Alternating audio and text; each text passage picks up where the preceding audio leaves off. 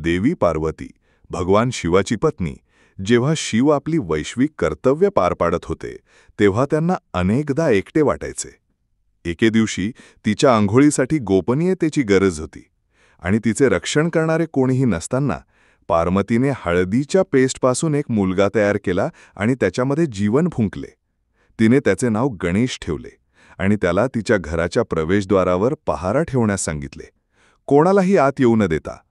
जेव्हा भगवान शिव परत आले आणि प्रवेश करण्याचा प्रयत्न केला तेव्हा गणेशाने शिव आपला पिता आहे हे न कळता त्याचा मार्ग रोखला. या अवहेलनेने संतप्त झालेल्या शिवाने क्षणार्धात रागाच्या भरात गणेशाचा शिरच्छेद केला. जेव्हा पार्वती बाहेर आली आणि काय घडले ते पाहिले तेव्हा ती उद्ध्वस्त झाली आणि संतापली. तिने आपल्या मुलाला पुनरुज्जीवित केल्याशिवाय अराजकता पसरवण्याची धमकी दिली.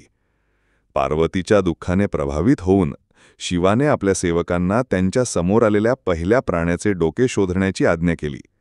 ते हत्तीचे डोके घेऊन परत आले. शिवाने हत्तीचे डोके गणेशाच्या अंगावर ठेवले आणि त्याला जिवंत केले. पार्वतीला आनंद झाला आणि शिवाने गणेशाला आशीर्वाद दिला, त्याला अडथळे दूर करणारा आणि सर्व प्रयत्नातून प्रथम पूजल्या जाणाऱ्या देवाची घोषणा केली.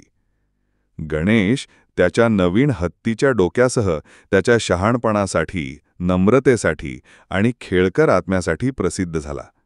जीवनाचे मौल्यवान धडे शिकवताना अनेकदा खोडकर साहसांना सुरुवात केली. नैतिक कथा, निष्ठा, आईच्या प्रेमाची शक्ती आणि शहाणपण आणि नम्रतेचे महत्त्व या विषयांवर प्रकाश टाकते.